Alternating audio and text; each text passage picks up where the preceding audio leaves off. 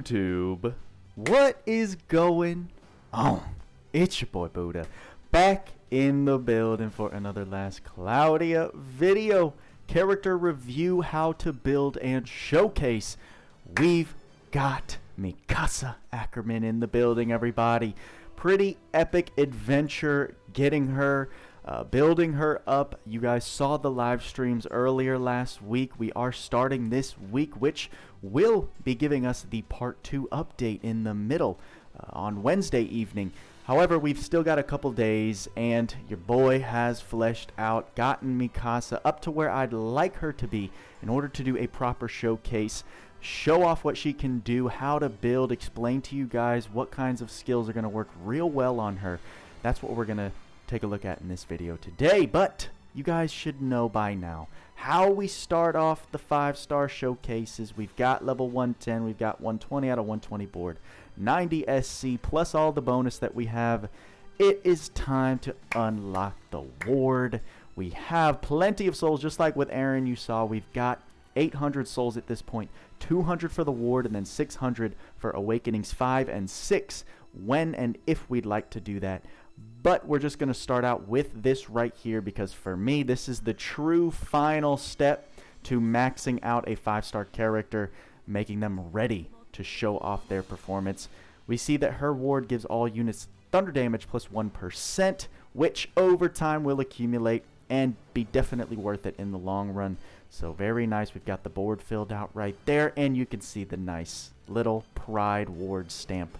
Awakenings, as you can see, 5 and 6. We've got plenty of Prism Souls. I could awaken her to level 6 if I wanted to. However, I'm just a little stingy with my Prism Souls, because you can only get these by pulling duplicates on a gacha banner, everyone. I get this question a lot, because as a new player, I think you want to awaken units right to their maximum potential. But here's the thing, Awakenings 5 and 6 are just simply extra stat increases, which are pretty minimal in return, especially with how limited these Prism Souls are. As you can see, that's why I hoard them, because you're going to need 6 of them to get Awakenings 5 and 6, which I like to hold for a little bit, but just wanted to throw it out there. The only way you can get those is through summoning duplicate characters in the gacha system, which of course is all up to RNG. So use those accordingly. I tend to just put them on, put Awakenings 5 and 6 on characters that I personally like. So that's my little 2 cents there. However, we now have Mikasa ready to go. So it's time to look at her summary and then base skills to see what she's bringing, because of course the first hour-long segment of this video is going to be us looking at her kit, seeing what she needs in order to fulfill the role that I believe she fulfills best. So we can see her summary. I should start calling out these units typing. She is a soldier type, so very susceptible to a lot of the arena meta with Soldier Slayer, Human Slayer, units like that. But you can check out the stats here. The stats I did want to bring up because someone did mention they would like to see in-battle stats. But here's the thing. Looking at base stats, you can see the foundation of what a character has. Once you start adding all of your stat up skills, prides, you start throwing in characters that give support traits to increase unit stats. The in-battle stats fluctuate so greatly that I don't think it's a good determination to look at those in-battle stats and try and connect them to what performance you're seeing in battle. You should just be looking right at the foundation, look at the skills that I add while we go through this building process, and then obviously see the performance in action, because those stats are going to be fluctuating depending on if Mikasa's at max HP, if I have a skill like Pride, versus if she loses a bit of HP. The numbers are going to be jumping all over the place, so you can never get a true in-battle picture of where she's going to be while she's doing certain things in the actual battle map. That's all I wanted to get out there. We can see her attribute resistances. She's got very high resistance to ice, a little bit to thunder, but then super duper duper weak to earth units. So in arena, if you've got Leona, she is going to literally kick Mikasa Ackerman into the sky, never to be seen again. Ailment resistances, she's weak to poison, nil to blind, neutral to silence, resistant to curse, and stun, which is great, and resistant to illness. So great status ailment resistances. And that's going to do it for her summary abilities. Let's talk about these. Her S1, I will protect you. Shoot a wire that pulls unit to enemy for a medium area thunder combo attack. It's okay. I think oh shoot, I don't actually have her hit counts memorized. Shoot, I'm slacking. Your boy is slacking. I actually haven't used her much in battle. This showcase is going to be as much of my initial impressions as you guys, but I do have a couple thoughts, pre-battle thoughts. Skill 2, I'll make you pay. Shoot a wire that pulls unit to enemy for a medium area thunder combo attack. And then her S3s can't win if you don't fight. Shoot a wire that pulls unit to enemy for a wide area thunder combo attack. Now this, I know, is a 14 base hit skill, so with dual wield, turns into 28 hits. And the thing about Mikasa is that her hit counts aren't bad, it's just that she has the Sheeta effect, where each of her skills kind of take a while to flesh out completely. And just for comparison, I'm going to talk about my main man, Aldanian, right? His S2, infamous for its burst potential because it pumps out 24 hits in the snap of a fingers, whereas Mikasa, it takes you probably between 3 to 5 seconds, if I'm estimating, to get all 28 hits of her S3 done. So when you're talking about DPS, damage per second, it's a lot slower to output as much damage with Mikasa versus a character like Aldanian with his S2. And then her special this world is cruel. Powerful damage, powerful thunder combo attack to an enemy, so it is a single target special, something that's a bit frowned upon in the last Cloudia community just because specials already get kind of a bad rap in general. So when they're not AoE time stop skills, they just don't feel as good most of the time. Looking at her traits, okay, unprecedented prodigy, sword equipped, critical damage plus 30%, and critical damage cap plus 10,000 when gas buff is applied, critical rate plus 8%. We know that Mikasa is a critical fiend.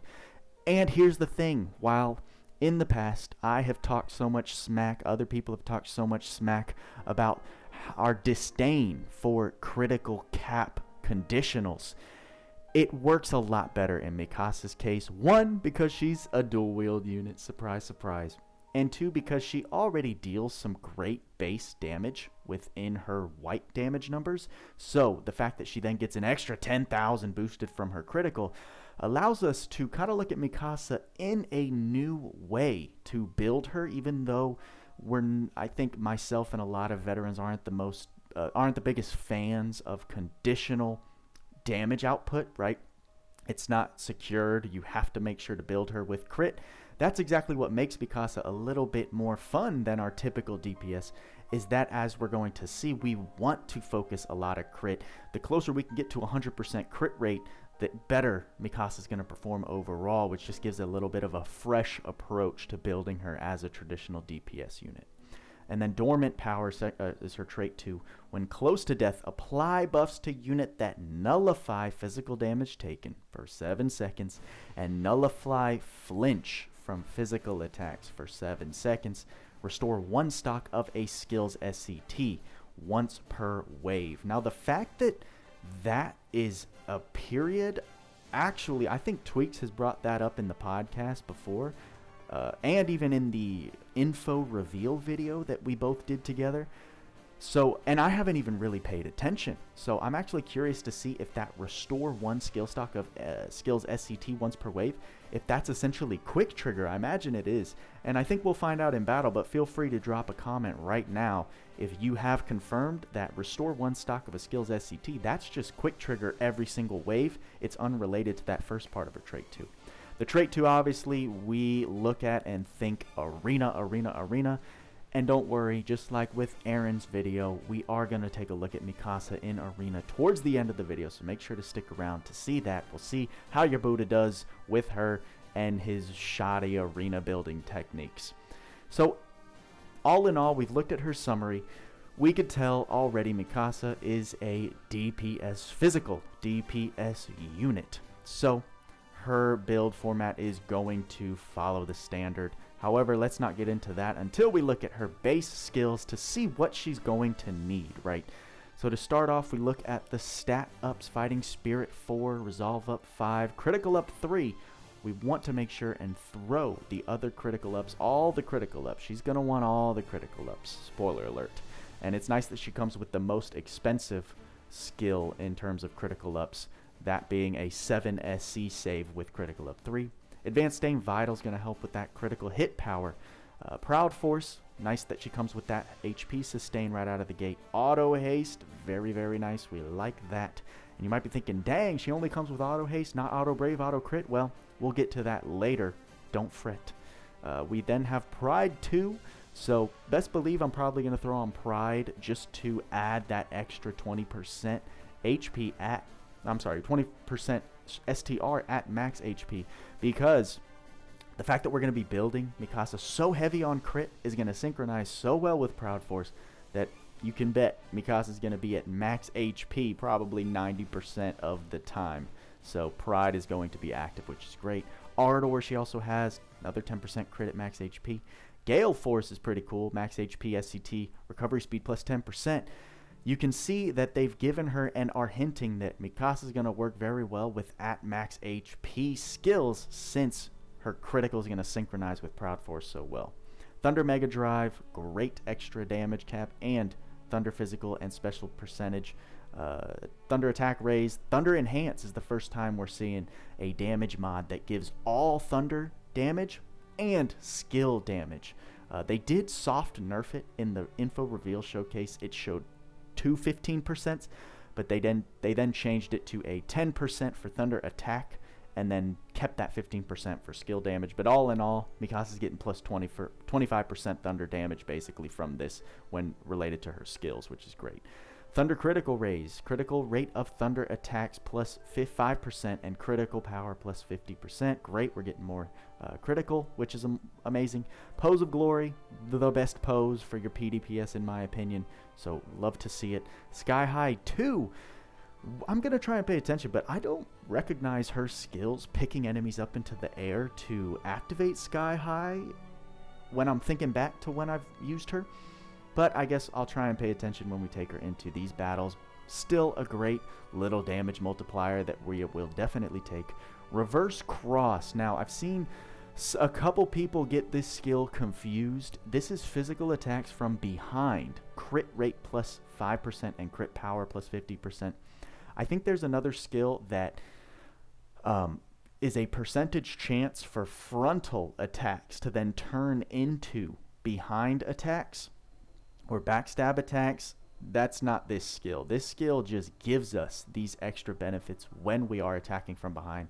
So she's actually going to work well if you want to throw backstab and surprise attack. So keep that in mind. Maglion Shield she has, so when taking ranged physical attacks, damage is reduced proportional to the distance of the attack.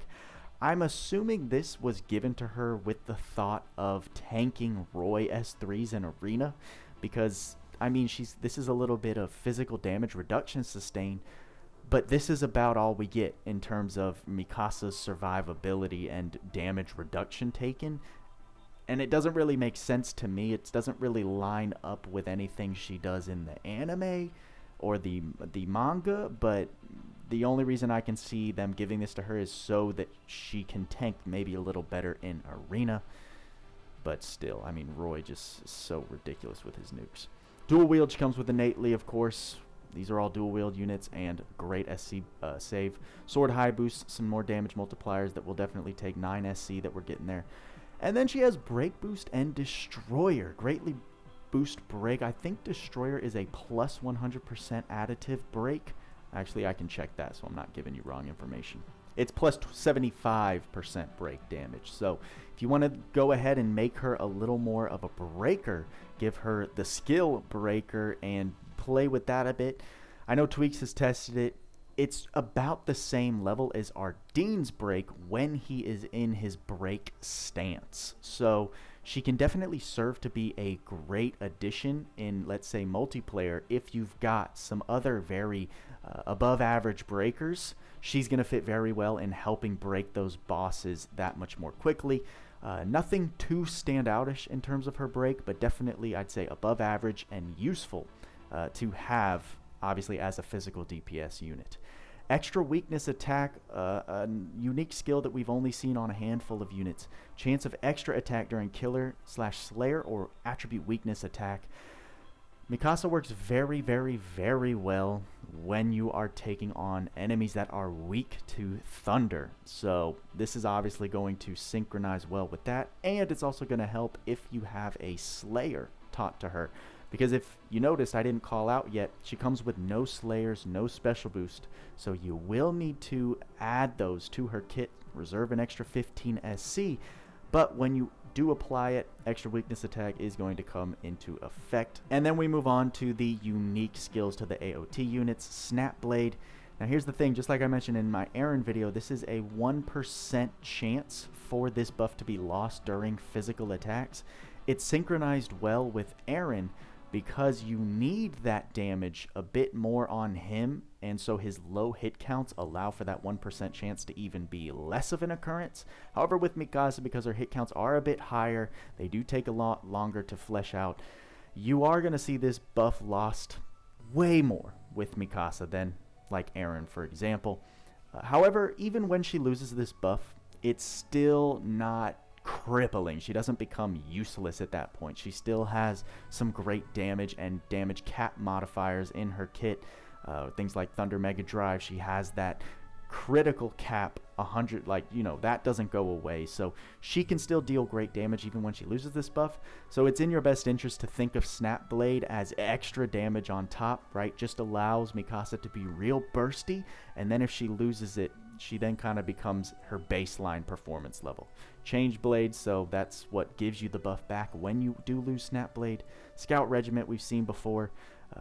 Nice that she has it, so she's going to synchronize if you run her with Aaron and then the soon-to-come Levi, and or any other characters that you're running this skill on. If you got the LR Arc, she's going to get that extra physical damage percentage when you're taking on boss monsters. ODM gear synchronizes very well. Apply 5 gas buffs to the unit. These do disappear very quickly the more I use these characters.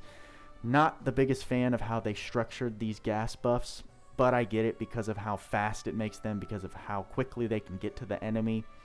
I get that it's, I guess, balanced in a way, but still an okay skill and great when you have it. And then onto her uniques, right? A rare bloodline. When close to death, apply a physical damage plus 30%, SCT recovery speed plus 50% buff to unit, synchronizes with her trait 2, and 104th Cadet Corps Valedictorian battle start. This is the skill. When I said she doesn't have auto brave, she doesn't have auto crit, these are all built into this trait, or this skill right here. Autocast brave, speed, and critical. So if you don't make the mistake, like your boy Buddha has many times in the past, of thinking, oh, I don't see auto or fast crit, brave, speed, let me just throw that on her. You're wasting SC, because it does come in this skill innately. Now the thing is, this effect lasts until the unit is incapacitated. So if Mikasa dies, she then loses all of those buffs. They don't recast, which does drastically affect her performance, because you got to think, Autocast Brave, I mean, that's 20% STR, not the biggest deal, but can make an impact. However, when she loses speed and critical, right? Critical is 15% crit. As we're building her, I'm going to try and emphasize how much crit we're adding, and then explain the total amount of crit we end with whatever build we do. And 15% is a very significant amount, so keep that in mind. When Mikasa dies, even if you resurrect her, if you're not recasting those buffs on her with, let's say, a support type unit, her performance will be affected greatly. And that's going to do it for identifying her base skills, what she comes with innate in her kit, some great damage mods, some great HP sustain. We can tell that they've geared her to really synchronize with her critical build to recover HP with Proud Force. Then she gets a ton of different bonuses at max HP, Pride, Ardor, Gale Force. So we're going to build off of that. We're going to give her more sustain while also giving her more damage modification. And because she is so heavily leaning on crit. We really want to keep that in mind while building her. So now let's do what we're going to do. Design her for a wave by wave stage. General DPS with a heavy focus on crit. And while we do that, I'll throw up the guide that we want to keep in mind as we look through all of these skills. We've now resorted the skills, and we can see that it starts us off with all of these stat ups, which my advice is going to be the same. This is something that we come back to after we're done fleshing out the main skills I want to get in her kit, because this is all, in my opinion, stuff that you want to throw on with extra SC unless there is an absolute clear focus on one specific stat when we're looking at a unit's build. And that specific stat in Mikasa's case happens to be the critical ups. I don't have critical up to talk to her, so I'm going to go do that real quick and come back. Silly Buddha. Now we've got the crit ups. As I was saying, Mikasa has a very clear purpose, and that is to get the most amount of crit on her, so we definitely want to prioritize anything that gives her crit. So now she has the full crit up package. As I said, not too big of a deal, only 5 SC to get the other critical up skills because she comes with critical up 3 innately. So very nice SC save there. Now here's the thing, aim vitals. If you're a very new player, yes, it's going to work very well on Mikasa to get her to that crit level, but as you continue to progress, pay attention to when you get skills that can propel her base damage to max cap, because then at that point the aim vital skills become very much less important. She'll be hitting those crit caps already. You don't have to worry about increasing that power anymore. Comes with Proud Force innately. Wonderful. We're going to skip past. I don't even have the guard package taught to her, but we definitely don't need it. We'll see the Slayers here. This is something we will come back to after we do a lot of other skill additions and determine what stage we're going to be fighting to determine what typing of enemy we want to be most effective against. So just keep that in mind. 15 SC, we want to pay attention to our SC pool and make sure we have that. Here's what I'm going to do, because I already know what I'm going to recommend for this first stage that we're taking on. I am going to equip Mimicry Machine and Mimicry Dragon. This might already spoil the arc that I want to run on Mikasa in this first stage we're going to take her into. But just keep in mind, yes, I think the 4 SC here is going to be well spent. You will obviously see why when we get further to Ark Recommendations. Now, the bow equip, as Tweaks has recommended before, the bow Esperion that you get from the God Forge, right, is obviously one of the best weapons for Mikasa. It synchronizes very well for a couple different strategies, but because we are not taking advantage of that specific strategy with this first showcase, I'm going to wait to do any weapon equips outside of what she can equip, which are swords, and keep on moving down. We saw she had great ailment resistances, so I'm not going to worry about giving her like a stun resist or a curse resist, because also with my physical DPS, I'm not too worried about giving them these skills if I have a competent healer in order, like with a cure all, in order to recover my PDPS. I want all the SC to go towards these different things up here, right? Now, stat ups, right? Fast Brave, because she doesn't have Brave. No, right? Remember, 104th Valedictorian. She has this Brave effect built into that unique skill, so that is a waste of SC. However, what's not a waste of SC, and I'm going to shout out Panda Demos because he called me out on not emphasizing how great Matisse works on our physical DPS. Now, while I did talk about it in my Sarah video in terms of your healers casting Matisse Phaser to the party so that they can all have extra MND, resulting in higher Proud Force heals, because your Proud Force heals, while your criticals activate the heal, the healing amount is determined by your physical DPS's MND stat, and this giving a plus 20% to your base MND is actually going to increase those heals significantly. So because we know Mikasa is going to be critting and doing so many Proud Force heals, I am going to go ahead and equip Fast Matisse for 2 SC. Is an absolutely worth skill for keeping those Proud Force heals looking real nice and meaty. Fast Protection, right, and Fast Barrier are nice if you're going into and fights where within the first 40 seconds you're going to be needing some good damage mitigation. However, for now we're going to go ahead and skip over this. Fast critical, auto critical. If you wanted to throw on auto crit to Mikasa, I honestly wouldn't be against it, because in the cases where she dies, I think critical is the most important buff that you want to make sure she always has active. However, because I'm pretty confident Mikasa's going to be okay, she's not going to be dying in whatever battles we're taking her into, I'm going to take it off. But with auto crit, even though if she never dies, it is a waste. If you are worried she's going to be dying and you have to revive her with your Spirit Maid Interior or your Tinkili or whoever your support is, auto crit will keep that 15% critical effect on her. Especially if you don't have other skills to spend the SC on, I don't think auto crit's a bad idea. Fast speed, we're definitely not going to throw on her because that is tied into her unique skill as well. Auto regen, right, not worth it for the 11 SC. Fast vitality, we can totally skip through. She comes with auto haste, which is great. And now we see some other sustain skills, right? Awaken is something that I talk about as being a great way for physical DPS to sustain. However, we are not going to equip it because we do have her paid accessory, which I will be taking advantage of within this first build. Keep that in mind. But if you don't have the paid equipment, right, I would probably be throwing Awaken on her, as I have my other general DPS builds in the past. Pride, yes, indeed. With Pride and Pride 2 at max HP, we're getting plus 50% strength, which is absolutely significant. We very much like that.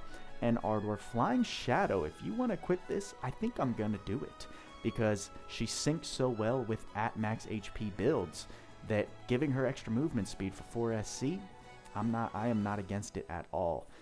Dusk, now here's the thing, because Mikasa, she's going to rely so much on crit, which gives her so much of a damage boost. I don't think Dusk is a bad idea, because I don't think there's as much of a necessity for the skill Sharp Eyes, which is usually very, very standard on all physical DPS for that extra 50% damage increase, skill damage increase, at the cost of 3% MP per skill use. I think Dusk is going to make Mikasa very tanky if you're able to, let's say, take her into enemies that are weak to Thunder naturally. I don't think she's going to need any physical damage mod assistance there. Or if you are able to lower the enemy Thunder resistances significantly, you don't have to bring Sharp Eyes, in which case I think Dusk is a very, very good skill to make her even more tanky. And in that case, I do want to equip this on her and see how she does. I am going to opt to not run a Sharp Eyes build on Mikasa. That might backfire when I take on enemies that are very tanky to Thunder resistance. Of course, right, I'm experimenting, I'm recommending these things, and I want to see how well she does. Then moving further down, you can see your boy has some nice damage mods that I think I do want to give her. Thunder Drive for 4 SC, 10% damage, we like that. And I can give her Thunder High Drive at 11 SC as well. I don't know if I want to do that yet, but it is a very, very good skill to give her, especially since we do have plus 8 skill stock over 90, or skill cost over 90. I'm not opposed to giving that to her, but I'm going to wait until we get further down the build. Thunder Attack Raise again, another good one, but at 15 SC, these are really skills I would only use if I don't have other much more affordable damage modifiers, which we will see as we continue to move down. Weak Point Boost, I like this a lot, but only if you're going to fight enemies that you know are weak to Thunder or that you can bring down to the weak status. So we will be taking advantage of this skill later, but for this general DPS story clearing, wave clearing build, I don't want to equip that on her. Pose of Honor, Pose of Glory, this right isn't as significant to me without us using Sharp Eyes, so I don't know if it's completely necessary to use, but I am going to equip it because I do want to take advantage of some other MP usage skills and spells with her, which we will get to later in the build. Of course, wave by wave content, Pirate's Feast is almost a must in my opinion, so we are equipping that. Goddess Kiss, I do want to equip this even though I'm not using Sharp Eyes, because I am going to be using MP still, and I want to be able to bring Mikasa's MP back to full so that we're not losing that Dusk effect for those extra defenses. Sky High I don't think would be a bad move to couple with Sky High 2. However, I just don't know yet if her skills pick up enemies into the air. Obviously, this would imply that they do, but I myself haven't quite noticed that. So before I go ahead and give her Sky High, I do want to give her Surprise Attack and Backstab, just because for 6 SC total, I'm getting way more of a damage modifier return, 80%, and it synchronizes with Reverse Cross very well. I want to get Mikasa positioned behind these enemies so that we can get that extra damage for sure. Moving on, I'm not seeing any skills here that are standing out too much. She doesn't come with Blessed Speed innately, so we're skipping over that for 8 SC. Not worth it at all. I'm going to talk about impacts again because still, even while talking about them, I still get comments and questions about the impact skills because as a new player, it's not really clear as to what these things do based on the descriptions that we're reading here. Regular attacks deal extra damage times 2, right? I think when you just see that for the first time, you think, oh, this is going to multiply my damage by 2. No. There's a couple things you wouldn't know until basically you're told. Regular attacks don't just mean Mikasa's attacks. Regular attacks are specifically the attacks that occur when you tap the movement button, the big attack button in the middle of the screen. So those like basic hits that your character does, those are considered regular attacks. Those do not involve her skills, which are the S1, 2, 3 surrounding the big attack button. So first of all, this skill only affects that big attack button. And deal extra damage times 2. This does not mean it multiplies the damage by 2. This means that when you do a normal attack, you have your base hit, and then from that base hit, the extra attacks, right? Extra damage, I should say. Extra damage takes a percentage of that base hit and then gives you 2 extra damage tickers that are a fraction of your base hit. So the only time impact skills are significant is if you have your very niche strategies revolving around that base attack, your regular attack at that. So if you are doing a standard, typical, general DPS build like we're doing here, that's focusing on keeping Mikasa's skill stock up so we can use those, your impacts are an absolute waste of SC, so make sure to not get confused. There's a third explanation of them, and I imagine I'll have to keep doing them as I do these build showcases. Shockwave I think we'll take advantage of in Arena, but not here. Two-handed weapon skills, we obviously don't have to worry about her because she's a dual wielder. We're going to give her Sword Boost, another 4 SC for 10% damage. We like that a lot. And since I don't quite know exactly what other weapon she's going to be using, I'm not going to worry about any other weapon boosts. We move on to some more skill stock sustain skills. Purple Orb.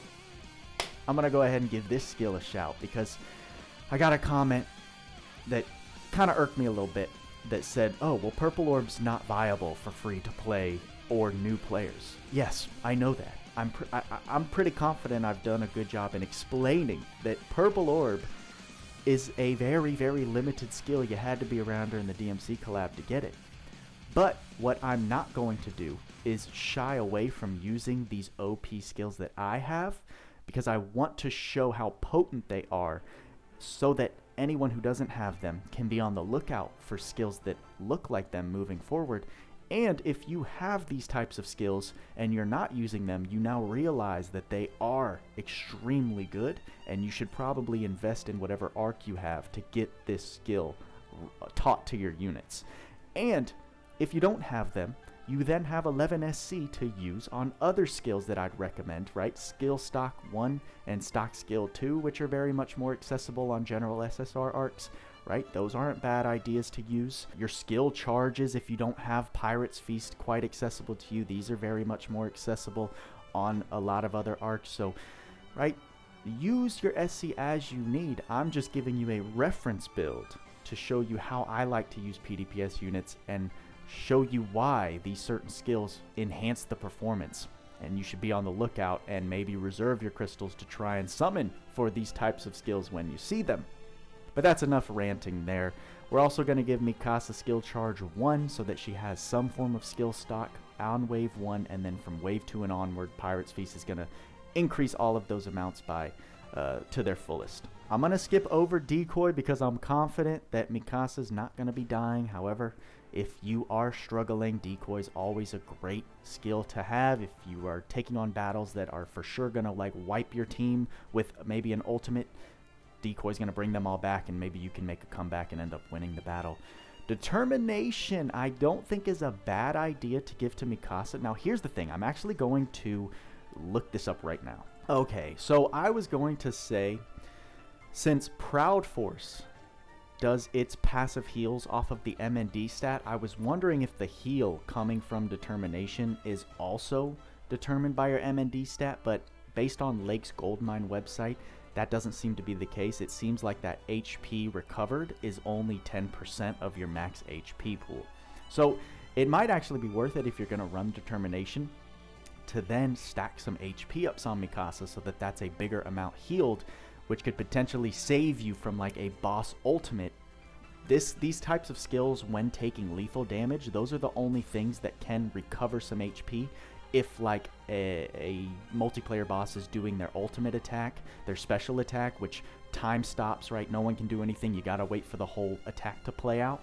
Things like Determination, Indomitable Spirit can keep your units alive in those situations. However, with Determination, the HP heal is usually so small that if it's a constant attack and you hit that Determination amount, you get the little bit of heal, but then the attack is still going on, it's just going to wipe that tiny little bit of health out. So it's possible that giving her some HP ups would help in this area, and it's something I'm going to consider. We're running out of SC to use, and there's a couple skills I know I want to put on her, but in the meantime, we're going to keep this equipped to her just in case it does help.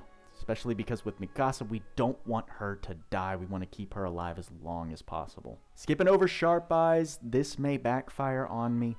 I mean, we can definitely tell if we jump into battle and we're dealing despicable damage, Sharp Eyes would have been the right call, but I want to see what it's like without Sharp Eyes and if some other strategies I'm thinking about will help Mikasa in these efforts that I'm going for here. I could do Breaker, but since we're not focused on breaking, we're not focused on boss fighting, I'm skipping over it. But not a bad skill to run, especially early game, right? I think Mikasa can definitely serve as a great breaker when you are taking on boss stages in your initial story clearing efforts.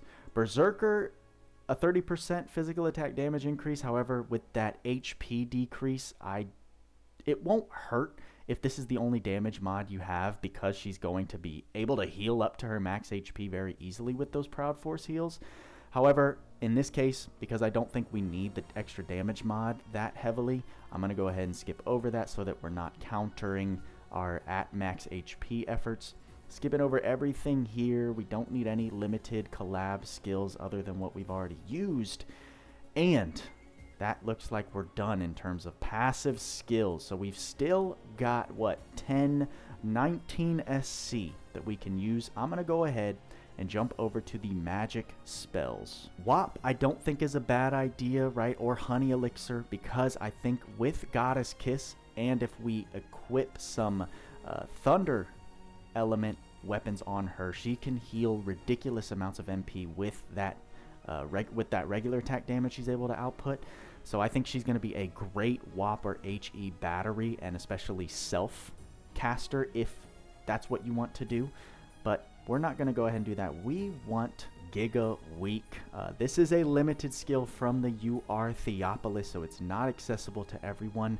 However, I do want to use this on her since it decreases all attribute resistances to the enemies, and because we're not using Trishula, spoiler alert, I want to try and build her so that we don't need to use Trishula and we have enough built in her to combat any high thunder resistances that enemies may present. So Giga Weak's going to help in those efforts. Keep in mind, Ice Circle and obviously Weak are much more accessible. However, since they only target one enemy, it's just not as convenient as I want it to be. Giga Weak casts it on all enemies if there are multiple enemies, so that's why I'm rocking this. And at the MP cost of 30, right, that's why we still want to have Goddess Kiss in order to regen that MP back and get all of those defensive buffs with Dusk. So I don't think it'd be a bad idea, especially when you like move into a one wave boss monster, that Ice Circle and Weak would be a much better pairing if that boss isn't already weak to Thunder.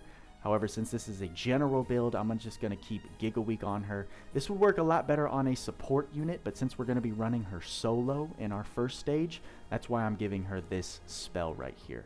Since we have, what is that looking like, 12 SC left, I'm going to go ahead. WAP would actually work great, so I could do this, but I don't think it's going to be needed. But we're going to go back to the passive skill. I'm going to give her HP +2, and I would also like to give her HP up max.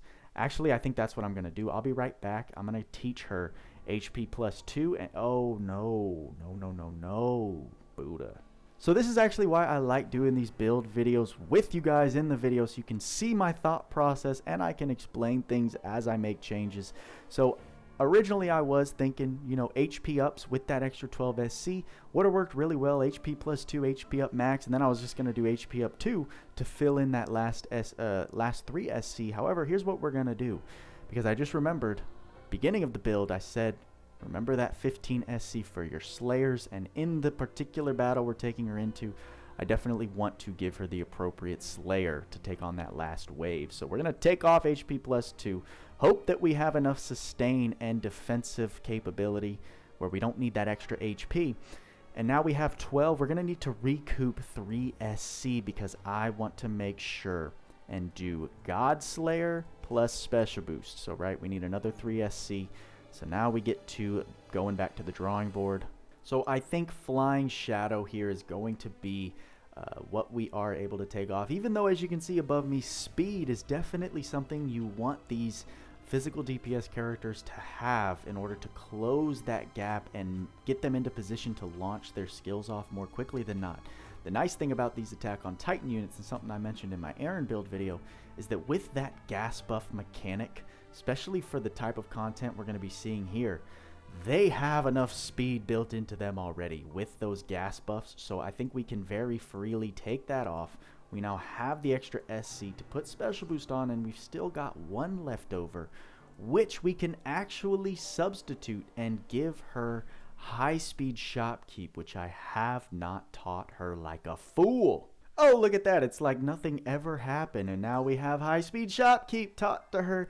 Funny enough, we are actually getting a better return on speed with this setup, since high-speed shopkeep is +3, where I think Flying Shadow is +2. So as long as we're not taking damage initially, Mikasa's going to be a speedy little thing. And with that, I'm very comfortable with this general DPS build for Mikasa. We have a lot of good crit ups on her, right? We gave her Giga Weak in order to not rely on Trishula. Gave her the God Slayer Special Boost combo. We have Mimicry Machine, Mimicry Dragon, right? This will make a lot more sense when we get to the Ark recommendation I'm getting to. Fast Matisse for those extra Proud Force heals. Pride in order to stack with Pride 2 and all of the other at max HP buffs that she's going to have. Dusk, I think, is going to work very well. Not only is it giving us more defense, but with that extra M&D, Mikasa's Proud Force heals are going to be insane. Just recall that your typical Proud Force heals are around 170. We'll definitely be taking a look at what Mikasa's sitting at, because this does stack on top of like Fast Matisse, for example. Thunder Drive, right? I didn't give her Thunder High Drive, but I don't think she's going to need it. But for 4 SC, that 10% is very nice. Gave her Pose of Honor just so through kills we can also get up to max MP. Pirate's Feast will work wave by wave content. Goddess Kiss, right? To also ensure we can get up to max MP. Surprise Attack Backstab synchronizes with Reverse Cross, which is innate in her kit. Sword Boost, another 4 SC for 10% physical attack damage, since we will be using swords. Purple Orb, love it, love it, love it. But of course, take that SC. 11 is a lot, so you can use it for other things like more HP, more skill charges, individual skill stocks. Play around with what you got. Skill charge 1 to start with some skill stock at the beginning of the wave. Determination, hopefully, to keep Mikasa out of dying, even if it's not the most effective lethal damage skill out there. I'm hoping it will work in general scenarios for 6 SC. High speed shopkeep, I think, is the last big skill we gave, or last collab skill we gave her. Yes, not available to everyone. Don't use fast speed, right? Because she has speed built into her valedictorian skill. So the one SC, if you're not using high speed shopkeep, can go to like a random stat up, attack up 1, HP up 1, I think is 1 skill stock. It might be 2, so don't quote me on that, but obviously use that one SC stock where it's needed. And time to talk about equips. Okie dokie, we still got a lot of building to do, so let's go through some equipment recommendations. I can already start off by giving you the recommendation of her paid equipped. Yes, your boy Buddha has completely converted to the dark side. It has made a lot of people very mad, I've noticed, but it's okay because I don't care. Mikasa's Blade, Thunder Attribute Sword, right? Thunder attack damage cap plus 1500. Chance for special to deal critical damage. This is actually very significant because her trait with that critical damage cap does apply to her special damage. I think tweaks throughout a number with this ability. If you have a very nice crit build on her, her critical or her special can deal about 1.2 million, which is nothing. It's not the most top of the tier in terms of special damage that we've seen. However, it is very significant, especially for a time stop damage output. It can actually be very significant. So it's not only the damage cap that works very well, since we don't have a lot of thunder swords. The fact that this gives damage cap, it matches her element, and it allows for a much higher amount of single damage output on her special. It's a very significant sword. Nothing like to the level of Ardene's paid equipment, but great nonetheless. And I think it's what we're going to use in this first fight. Then we're going to look at some other recommendations. You can't go wrong with any of the top tier swords.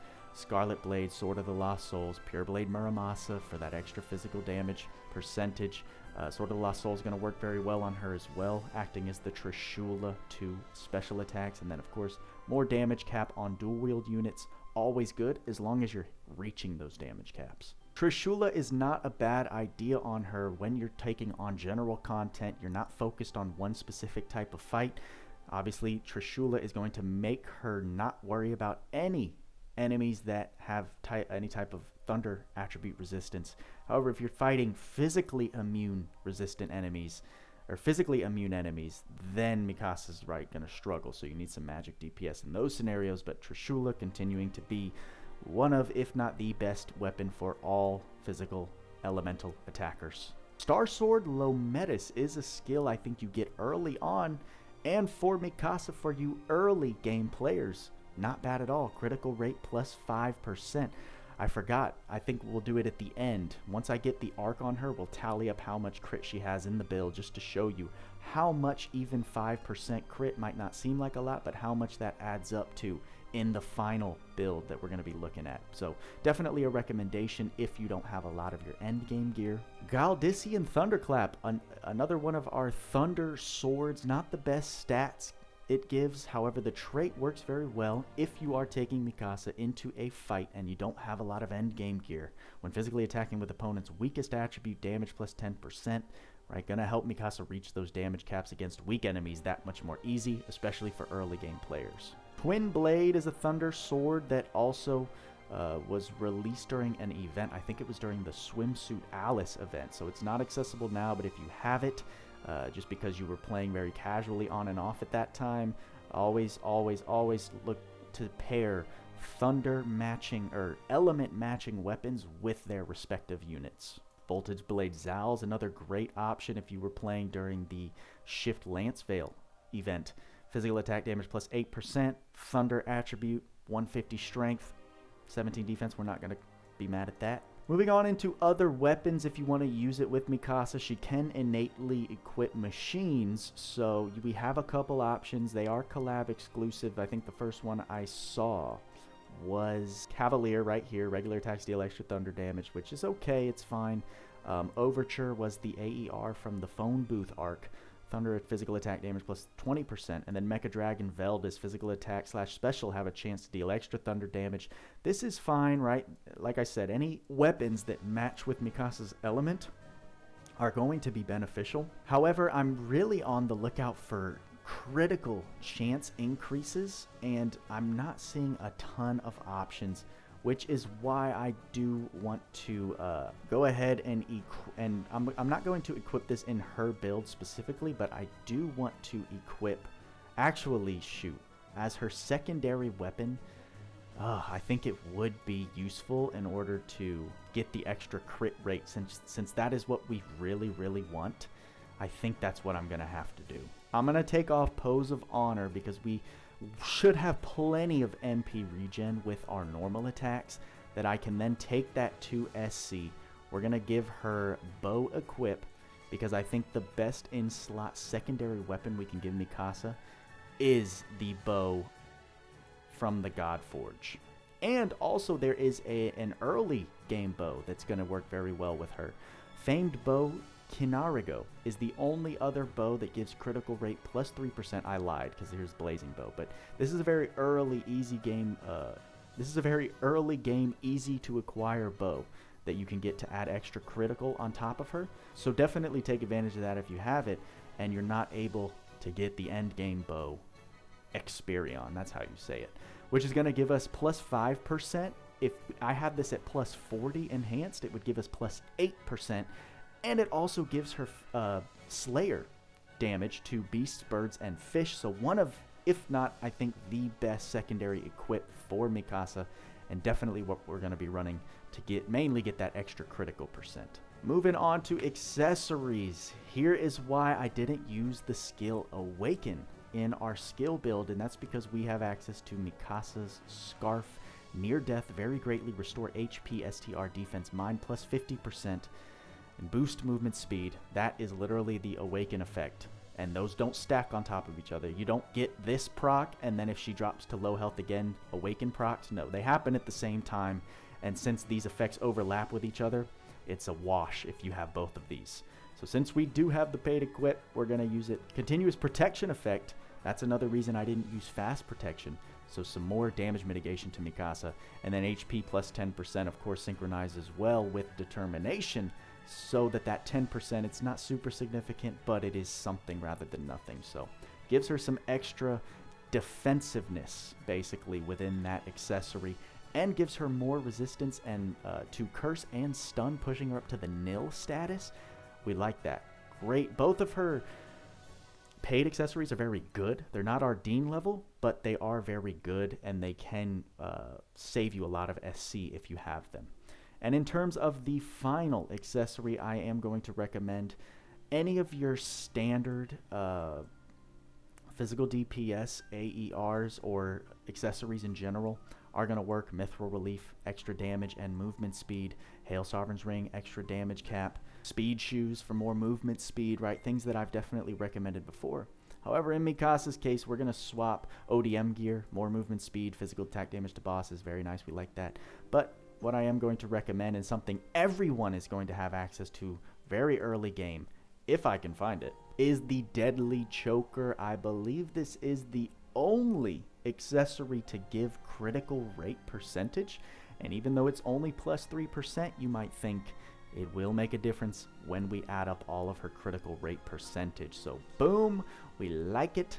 We like this a lot, and that's what we're going to keep on Mikasa. Very, very standard build. I think this is what I'm going to be running on Mikasa the majority of all builds.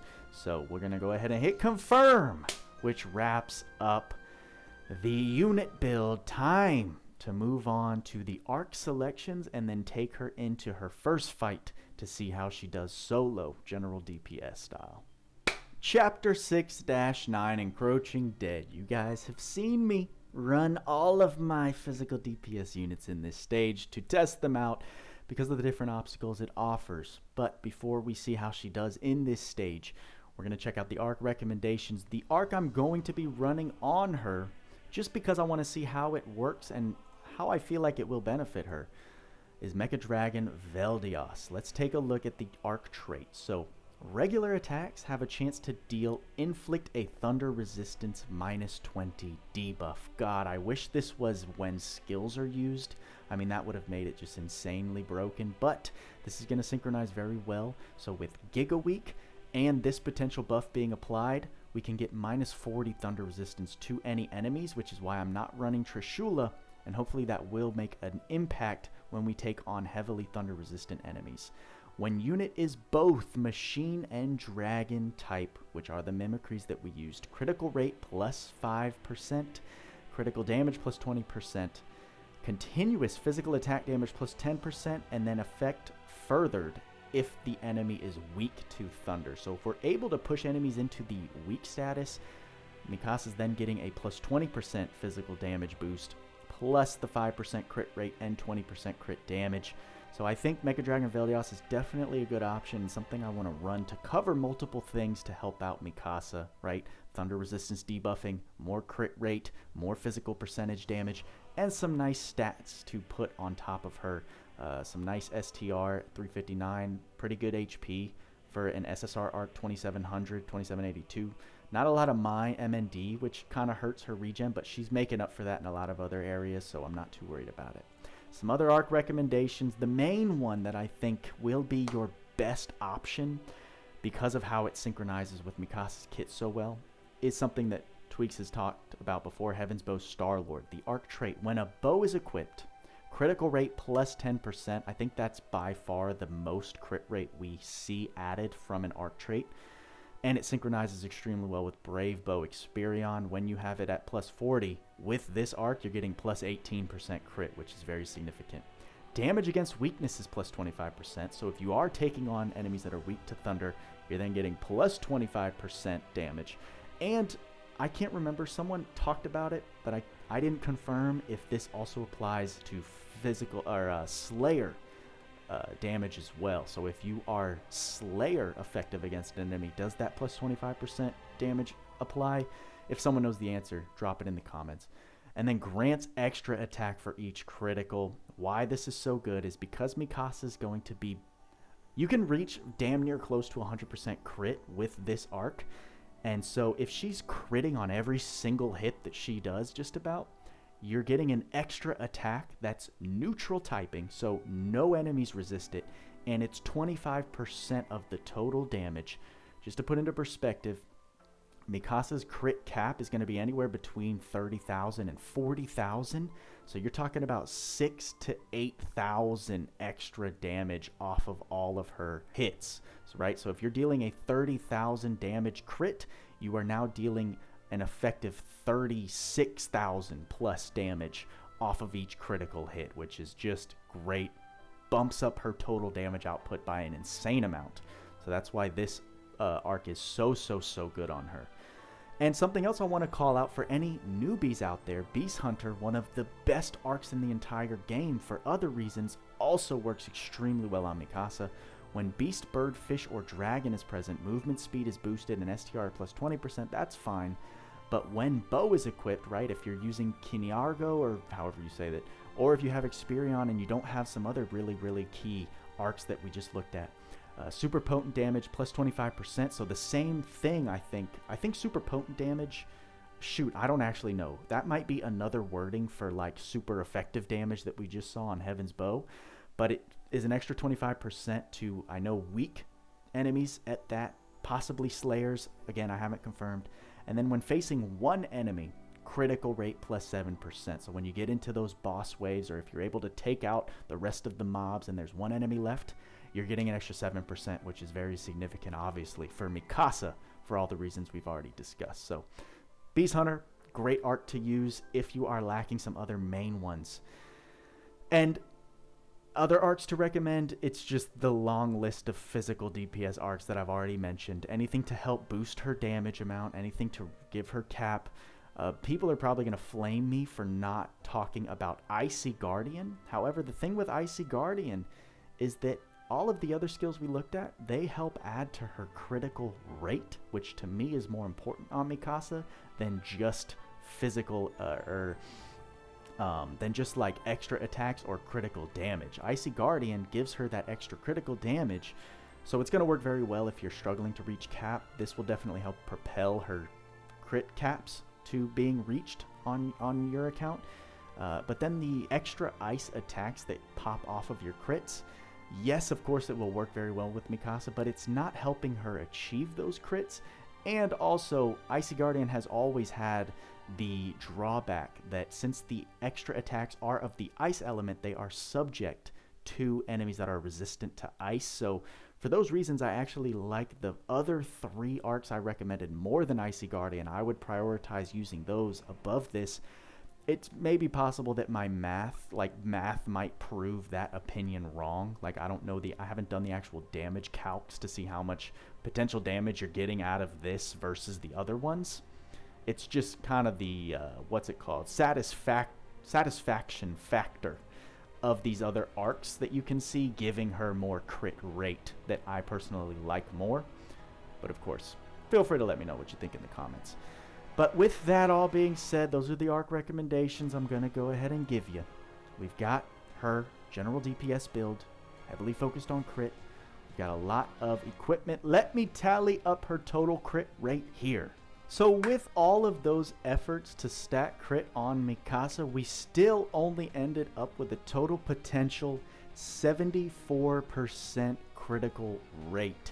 And 23% of that crit is conditional, right? So we're thinking about Ardor, we're thinking about the gas trait buff that she has, and we're thinking about reverse cross, right? Those added up, those are not going to be consistent all the time. Ardor, you need max HP. For the gas buff, you need to be using them, and you only have 5 stacks. So as soon as those run up, that's 8. Those run out, that's 8% gone. And then reverse cross, right? That crit rate is only applicable when you are attacking enemies from behind. So those are not going to be active 100% of the time, which leaves us with only 51% crit active on Mikasa that we can truly rely on. And that's going to show, especially when we are taking her into this kind of fight. It's not guaranteed. We're not like positioning ourselves behind the enemy and then attacking 100% of the time in that position. So her criticals are going to vary, and they're definitely not going to be pushing that most consistent amount that you can get in certain builds. Typically your characters have 3% base crit, you can always estimate. So after stacking up everything else, I added up everything, that's what we got. So we're going to be fluctuating between 51 and 74% crit rate with this exact setup. But with all of that being said, it's time. I've done enough talking. We need to see how Mikasa performs in PvE content. We know we're going to start with our S1s. We have 2 of them. And we are going to deal some good damage to these god types, right? The Loug Zeus, the turtles are definitely going to tank a lot, but hopefully because we're dealing so heavy on crits, we'll be able to see some great damage amounts with our criticals. So let's go ahead and start it off. I'm just going to spam our S2s. You can see we're immediately there, and we are hitting damage caps close to 31k, it looks like. I'm going to do an S2. Boom, very nice. We can see I'm not even paying attention to hit counts. You can see her S3 takes forever to finish. We only have 2 gas buffs left. So let's go ahead and finish it off. We are also not using Trishula.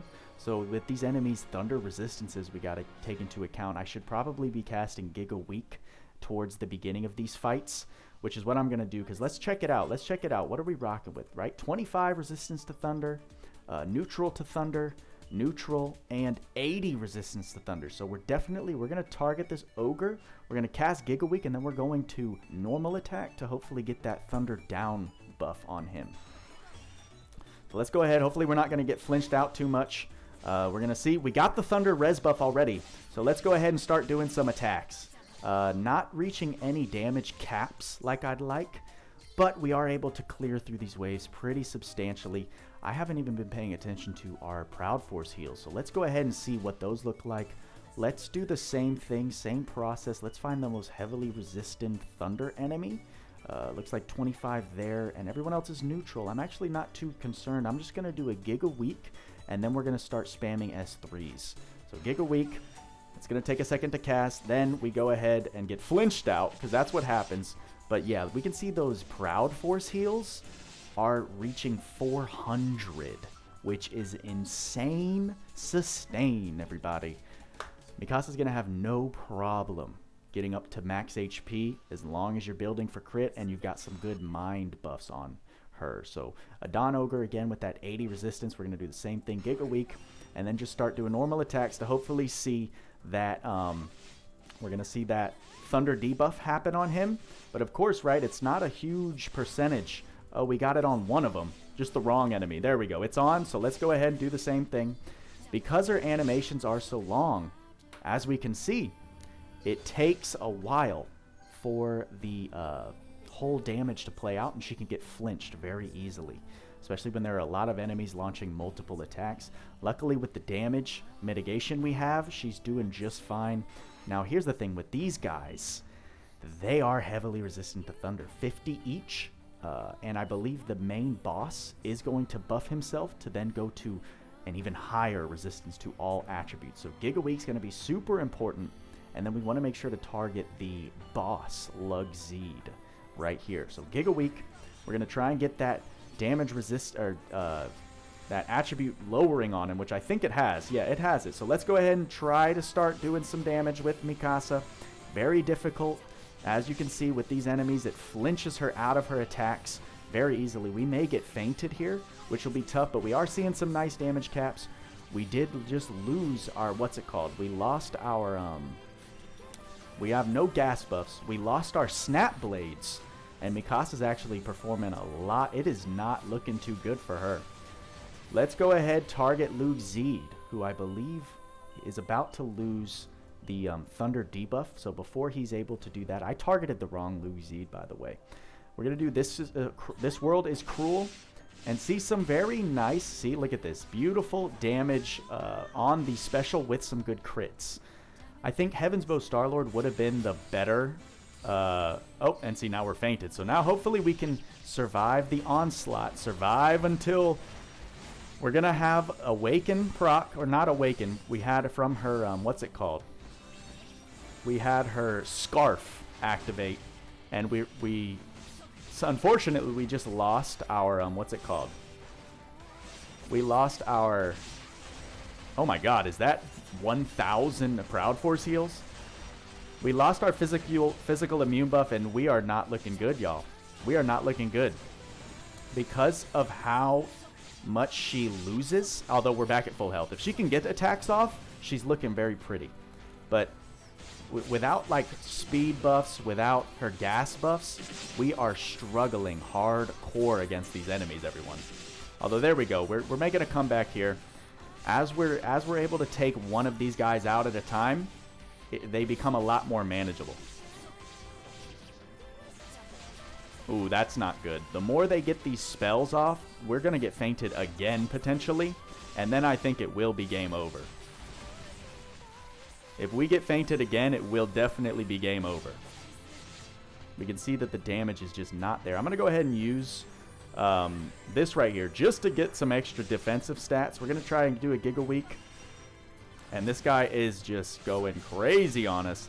That's definitely helping a bit with the damage, for sure. Yeah, we were seeing that 23,000 cap. That was without the Snap Blades buff, because we lost that 8,000 damage cap, bringing us from that 30k crit cap down to that 23k crit cap. But we got the job done with Mikasa. I think those defensive buffs definitely helped. Sharp Eyes would have helped us do a lot more damage. However, it did get the job done. We were able to get through it without using Trishula, which is impressive. So with the right type of Thunder down debuffs with Mikasa, we were able to get the job done. Definitely not as clean or pretty as a lot of other units, but she's very, very impressive nonetheless. Now we're going to take Mikasa into a world boss, well, particularly a multiplayer boss, so not really a world boss. But I think somewhere where Mikasa's going to shine is obviously against the Kraken, because we know that that boss is weak to the thunder element. So we can then gear Mikasa to just dominate, right? Because we can take some of that extra SC, give her some utility that's going to work very, very well.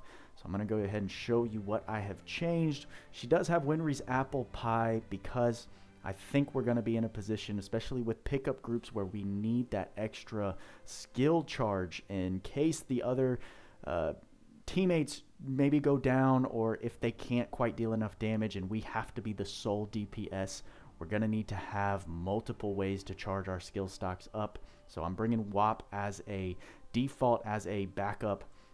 Everything else is pretty much the same. Exact same crit package. I didn't take off any crit aside from removing the mimicries because we did change the arc that we're bringing.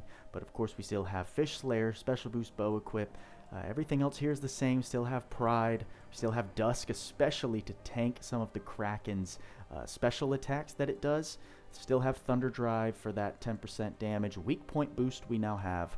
Obviously, I pointed that out earlier in the build showcase. Going to work very well since we know that the Kraken's weak to Thunder. Pirate's Feast, OP ability for any multiplayer. Goddess Kiss. In case we have to use WAP, we want to recharge that MP back to full ASAP so that we don't lose the Dusk effect. I don't have Backstab or Surprise Attack on her because I don't think she's going to need the extra damage mods being as strong against this Thunder weak enemy as she will be. However, we still, in order to take advantage of all the crit available to her, we'll want to try and position ourselves behind the enemy. However, I think her skills act a bit counterintuitively to this strategy because I believe they make her switch between going in front of the enemy and behind the enemy a lot. So we're going to try and pay attention to see how that works. So we may not be able to keep this consistent 5% crit up from reverse cross as much as I'd like. Sword boost we still have, purple orb we still have, skill charge 1 the same. Everything here I think down, yeah, is completely the same. We did take off high speed shopkeep for some extra SC saves, but with that build we now have that 98 out of 98 SC filled. Equipment exactly the same, right? Because I want the best equips for critical rate, we have the Brave Bow, Deadly Choker. Mikasa's Scarf allows me to not have to use 9 SC for Awaken if we get into a pinch situation. And then Mikasa's Blade, a Thunder attribute, sword with damage cap, which is going to be great. Allows us also to get that heavy Goddess Kiss MP regeneration. And then chance for special to deal critical damage. I already explained how that can be useful with her. We are using Heaven's Bow Star-Lord, which is what, of course, I explained I think is the best arc for a critical build Mikasa, because it gives us that 10% crit rate. We've now jumped up another 5%. We have the damage against weaknesses increased as well, and we get that extra damage on top of each critical, making them even more powerful and making Mikasa's damage output that much better. Those are the only things to call out for what has been switched. So let's go ahead, start up a lobby, and I'll come back to you when we have a full squad. Here we go. It's going to be cool because we have an Aaron in the party. So we are going to get, I think, 12% extra damage done to the Kraken with that Scout Regiment skill that they both have innately, which is pretty dope. We do have a Loug Zeus on the team, so it's possible that he may steal the DPS showcase spotlight, but Mikasa's, I think, still going to do very well. We're going to pay attention to damage output, damage caps, right? Because we're not using sharp eyes, things like that. Let's go ahead and use this S1 to see how she does against these fish right here. With this horrible internet, we can see a nice damage cap of 33,699. And when you see like those 7,000s and 8,000 extra attacks, those are all from those Heaven's Bow Star-Lord trait procs, which is great. So think of 33,000 plus 8,000. She's dealing a nice 40 plus K on each one of her criticals. So great for her damage output. Makes her perform substantially much better. We're going to have some max still stock, so let's go ahead and use her S3. Takes a while for it to activate, but it's going to deal a very nice amount of damage. And this guy should be dead. Yeah, for sure. Let's see if we can get ourselves behind the boss as I would like. We're going to start with max skill stock, which we like. It looks like Sharp Eyes would have helped us. All right, so now we are not behind the enemy. It seems like it pushed us back in front of the enemy.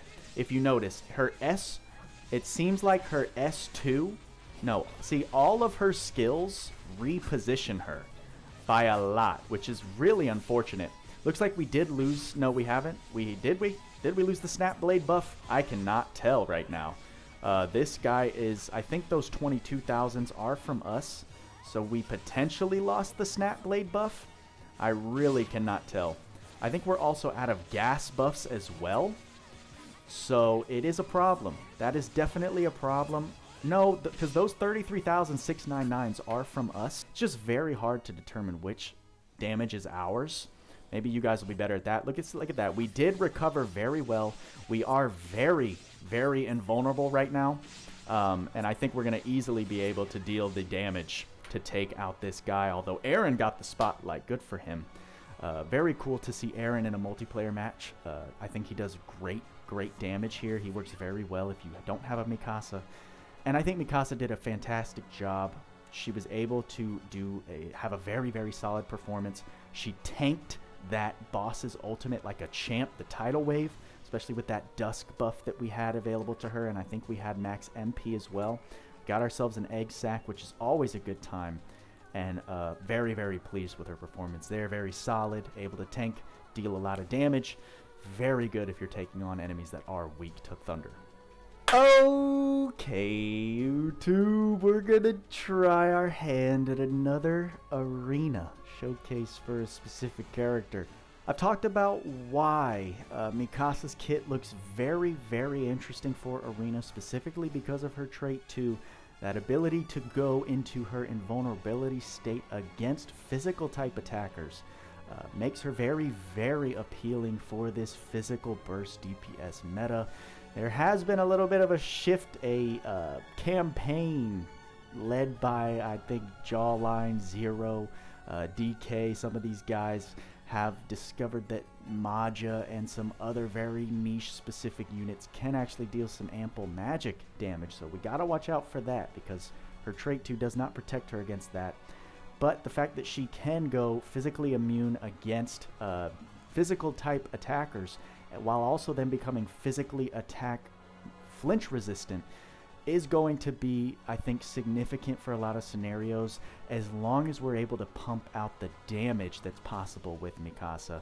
And as we've seen before, because her skill animations play out for such a long time, that can really mess her up, getting flinched out of the damage output she's able to push out. It's also pretty significant because she is so heavy on the crit package. If you're able to deal some big criticals with her, I think her damage can look substantially good against a lot of the arena meta. But obviously, we're gonna see. I'm gonna show you how I have her built. We have her skill set much different than the PvE set that I was rocking. We have all the crit ups. I think the whole crit package that I put on her originally is the same. However, you can see now we have 3 different Slayers on her with special boost, hopefully to cover everything that we need to cover. Bow equipped so we can have Experion for that crit percentage. Took off Pride, for example. Then we have Pose of Honor, hopefully to get that MP back. Backstab, because no surprise attack, because I needed that 4 SC. Shockwave, hopefully with the fact that she's dual wield plus Shockwave, can break through a lot of any units or enemy AI running guard packages. Then we've got stock skill 1, stock skill 2, purple orb, skill charges, all of them. And decoy, well, let me go back. All of this stock support here, right, synchronizes very well with the formation and PvP spell render that gives us a bunch of SCT at the start of battle. Hopefully she's going to start with like ridiculous amounts of skill stock that we can pump out for that burst damage. Decoy, Mikasa's going to look real bad if she goes down, because she's going to lose all of her unique incapacitated buffs that she gets from that valedictorian skill. So hopefully that won't happen. That's also why we have determination. I'm hoping she's able to survive something. Sharp Eyes, she will definitely need the help in the damage department. So when we have the MP, which is why I did put Pose of Honor on her, if we are able to snag some kills when when enemies come back, she then has hopefully MP to activate Sharp Eyes. The breaking is absolutely irrelevant in PvP. And then all of her unique skills. Oh, it's going to be tough. This is going to be a tough one. For equipment, we can see I'm not using her paid weapon because it doesn't really help. Cap raises don't typically work the best in arena. So we have Sword of the Lost Souls here, giving us physical and special attack damage plus 15%, which is really all that's going to matter, and some nice stats. Brave Bow Experion for the 5% crit rate, and gives us some extra physical attack Slayer damage. However, I don't think there's anything except Del Mordo that constitutes as a beast in arena, basically, so it's kind of useless besides from the crit rate. Mikasa's Scarf will help us, so we don't have to use Awaken, right? That's a lot of SC that we're saving off of this accessory here. Also has protection and some extra HP, and then Deadly Choker for that extra 3% crit rate. We're not getting any critical assistance off of the Ark, but like I said, I just want all of the skill stock on this girl, since it's going to give us 15 seconds of SCT everywhere, physical damage plus 20% when MP is near empty, and nullify STR down debuffs from the enemies. So very, very OP Arena Ark, for those of you who don't know about it. And we're going to go ahead and see what happens. I do have her as a skill 2 prioritization because I think it happens a bit quicker. So in case we have to switch to a different unit for that AI, I'm hoping skill 2 pays off, but we'll see. We've got Glacius here. I'll go ahead and try it. You've got A2 and Lancevale, which are two absolute monsters in Arena meta right now, so I'm very nervous. I think Thunder is a very good counter to A2, so that's who we're going to go after and hopefully be able to burst her down. We have a ridiculous amount of skill stocks, which is great. We're going to go for the S2. I don't really know or have her skills memorized to think about which one's going to work the best in Arena, but we're going to find out right now. So S2 actually looks great. Although A2 is so freaking tanky, bro. It's actually broken. It's actually broken. I can't deal any damage to her. I cannot deal any damage to her. However, the fact that Mikasa survived, like that invulnerability, which is about to wear off, is actually stupid. We're going to go for A2 again, but I think we're out. No, we have 2 gas buffs left. Can she make it? No, she's immediately dead. She is immediately dead. So now she has no buffs, right? She has no buffs left to her name. We are doing absolutely horrible, and it's not looking good at all. Let me switch to Mikasa, and I think Lancevale's targeting her, so she's going to die. Like, she's dead. Yeah, immediately. Glacius, you absolutely won this fight. Your A2 is just so stupid in this game, especially in Arena. It's very, very saddening. Very saddening. I was hoping for a great showing, and we just did not get that. Let's try again, Meow. Oh, God. I'm not even going to take her to fight DB Ray because of his thunder resistances. We've got Kadari. Okay, this doesn't seem too meta of a team that we're fighting, so let's see if we're able to pull off a miracle. Unfortunate how bad we're getting wrecked here. Shift Lilibet's definitely a threat in Arena with her S3, so we're going to target her with the S3. And yeah, I mean, we're dealing great damage. And since we have, what's going on? Oh, her Mikasa's invulnerable as well, so we got to watch out for that. Go ahead and target Sarah here. We're going to go with some S1s. She's dead. Lilibet's dead. So, I mean, that's looking pretty good. We're looking pretty good. We were able to take the momentum of the battle, which helps, definitely helps. Although Mikasa has no, she has no buffs active now. She lost her gas buffs, which definitely does decrease her performance. However, I can tell, like, compared to the Aaron glass cannon build, Mikasa works way better. Way, way, way better. And as we saw, when I was targeting Mikasa, burning skill stocks, that is actually a real threat that you should pay attention to while she's in her invulnerability stage. Don't be spamming skill stocks on her because you're literally wasting, and that can turn the tide of the battle. Let's go ahead and do one more. So we're 1-1. Here's a pretty good battle to take on. This is a complete burst setup. We're going to definitely target Roy, wait for him to respawn, take him out again, and then I think A2 is definitely the target here. Let's check elemental resistances. Roy is neutral to Thunder, which is great. A2 obviously is weak to Thunder, but she's so tanky, and her sustain is so broken. It's unfortunate. 2B, and then Alice is also neutral to Thunder, which is great. But we're targeting Homeboy right here. I want to go for the quick burst, so we're going to go with S2s. I think that's definitely her most potent ability right there. Shift Lilibet's down, but we were able to survive the first onslaught. Roy's about to come back, so I'm going to hopefully wait for A2. Oh, nope, A2 got to me first. A2 got to me first. Let's take out Roy. Luckily, the other team is not built for burst damage at all. But then here you go. Mikasa, I don't think she has any buffs left on her. Right, she doesn't have, well, no, there's STR. There's STR, there's some defense. I'm very confused. Mikasa went down. Like, She didn't even get a chance to activate her invulnerability because I think A2 just clapped her with one shot. So very confusing to me. However, everyone's on the recharge. Let's go ahead and try and take out Alice with an S2. Yep, that's some good damage from that S2. That's definitely some good damage from that S2, as you can see.